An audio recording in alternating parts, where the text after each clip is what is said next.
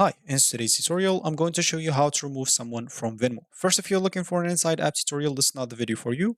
I truly apologize. I cannot log in into my Venmo because I'm outside the US at the moment. So, how to remove someone from Venmo? All you need to do is simply log in into your account, first of all. And of course, once you're logged in into your account, you will need to go to the Meet app. You'll find it at the bottom right. So, as example, you'll find this right here, as you can see, at the bottom right corner. Once you click on it, as example, so here's it. We'll follow this article so you don't get confused. So as you can see, to view your friends, first of all, you'll need to click on the Me tab, then tap on Friends. Once you click on Me, you'll find friends there. Just go and click on them. It's going to be under your profile picture. To add or remove someone from your Venmo friend list, follow these steps. Navigate to the user Venmo profile.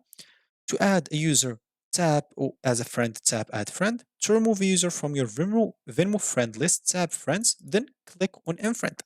And that's how you simply remove friends from your Venmo account. And of course, is my Venmo friend list is private.